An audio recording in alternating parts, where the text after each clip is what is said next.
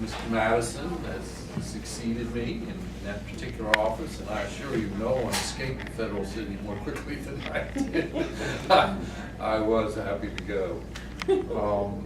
But in my packing, I had packed up some accumulation of 30-plus years of Indian language, Indian words, Indian vocabulary, and I've been collecting it from a number of sources, many people who had come both into Philadelphia and who would convey languages to me, and as well as many of the natives that I had the opportunity to meet. And I have a trunk full of this vocabulary collected, and it was I sent it via Norfolk, down a packet down to Chesapeake, down to Norfolk, and it was to be shipped up to James and come all the way to Milton here once it got above the falls. And I'm afraid that some scoundrels opened it and it had my name on the trunk, and they made off with the contents, with the entire trunk, until they found out all it were papers. And I suspect they could not read a word of it, even were it in English, and they destroyed it. And then later it was found to have evidence of many of the muddied papers unusable as far as Lynchburg. And that was of some distress to me, because that was a very valuable collection. A gentleman as knowledgeable as yourself would have gained great insight. And so you were not able to recover any of No, those nothing papers? was recovered, and my memory, the only thing, as I am told, I'm not certain what is escaping more quickly, my memory or my sight. And my friends want the latter to retreat more quickly, my enemies want the former to retreat more quickly. Did you have problems with your eyes? Do you have Madam, do you without have question. problems? I know that you were there, madam, but without question, yes. I could not read without glasses. I have them upon me. All lawyers have glasses. I didn't realize that. I know that Adams had glasses, because I wondered how he read so intensely for so many years. Oh, yes. But I didn't know that you did. Oh, yes, Oh. without question. And at this point, have you resumed your friendship with John Adams? There has been I'm surprised, madam, that you are so forward in such matters concerning this, but yes, Dr. Rush, one of my friends from Philadelphia, Dr. Rush, a gentleman who is particularly noted for his sanguinary procedures,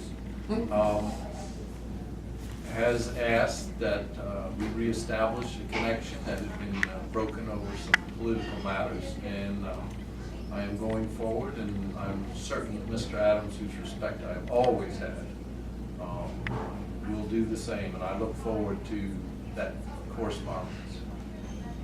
What were the political matters, if I might ask, that caused My your... goodness, Mr. Levy, is this common in your own society that the young ladies are Inquisitiveness. in such matters? That's how we got to where we are from where you were. I can see that you also have participated in the salons of Paris, because it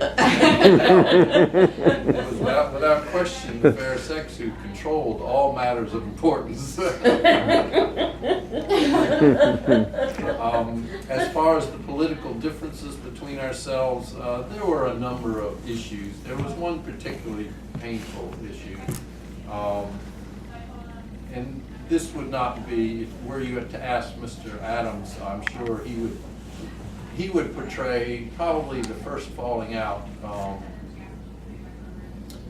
would have come when Mr. Paine wrote his The Rights of Man.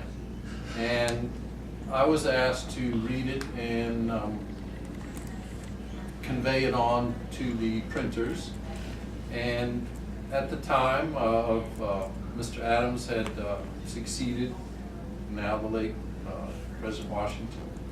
And I felt at that time, because of the difficulty between ourselves and the French, as well as our continuing problems with the English, that there had grown among us what ultimately came to be manifested in what were called the Alien and Sedition Acts. And prior to that, I knew the drift of the administration. I was the vice president, and I commented on the book to the printer, mistakenly now, I realize in hindsight, that this was a good anecdote of the heresies that had been growing amongst us. And this was conveyed without my knowledge directly to Mr. Adams and to the Federalist. No offense, sir, if you are in fact. But that was probably our first breach. And a number of disagreements. When he signed the Alien Sedition Acts, that was a painful event for myself. And finally, as he left, he did not attend my inauguration, which I took as more of a personal peek upon Mr. Adams. And then his appointment, in the political matter, his appointment of the midnight judges before he left was I thought, not called for, considering the judgment of the people that had been passed, and he knew that. So those were some issues that I look forward to repairing them, because I assure you, he has felt pain. And his lovely wife, Abigail, who is without question a force of nature to herself, has been the godmother of my own late daughter. So they have always been important to us. The judgment of the people when you were elected president? Sir? But didn't it take the House of Representatives about 34 votes to Without put you in over question. Mr. Burr? So obviously, you are a lawyer keeping track of I just think that's not necessarily the judgment of the people rather than the judgment of a select few. Well, 34 votes is quite a bit. I think They're it was 34 votes. representatives, without question. Finally, Mr. Bayard withdrew his vote on behalf of Mr. Colonel Burr. He's doing exactly what our modern politician. He put the correct slant on it. What's your proudest achievement over your life, Mr. Grant? My proudest achievement over my life, even prouder than clearing the Rivanna? Oh my goodness. What's the right answer? What's I suspect were I to comment on such things, and one doesn't want to talk about such things in front of everyone, but the development and authoring of the declaration or the bill for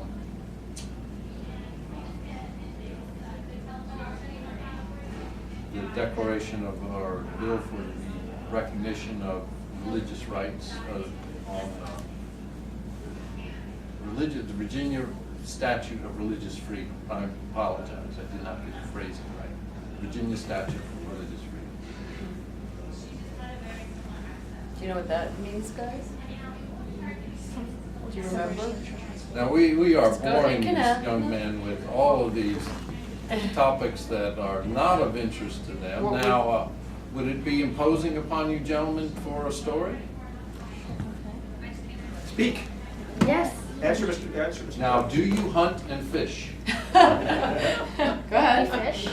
You fish, but you are not hunters, but you are fishermen. Well, let me tell you a story, because I was 11 years old with my friend Mr. Dabney Carr. Mr. Dabney Carr and I loved to fish, and we loved to hunt, but we were not of the age to have a rifle. And I asked my father repeatedly for a rifle, not that you gentlemen would continually importune your parents for such things. Is that correct? They ask for things called iPods. We don't know what they are. Well, I'm not certain. Not related to a rifle. So we wanted a rifle in the worst way, both of us. And I continually asked my father for one, and he refused it. He said, "It is too expensive, and until you purchase it yourself, you shall not have one." So we could not come up with 4 pounds that were required to buy an excellent rifle, particularly a Pennsylvania rifle, which were absolutely the most accurate that we could come up with here in Albemarle County. Now, although we are not much different than we were then, as you can tell through your travels through our rustic county, there was a much greater population of wolf in those days. In a matter of fact, you cannot tell from Mr. Clifton's window here, but you could see what is called Wolf Pit Mountain. One of the reasons Wolf Pit Mountain has its name is both ourselves saw a bulletin posting a bounty for a wolf because they were a menace to the herds for the farmers hereabout in what was called the Southwest Mountains. And Mr. Carr and I got the idea that if we could capture, they gave the bounty of £3 6 shillings for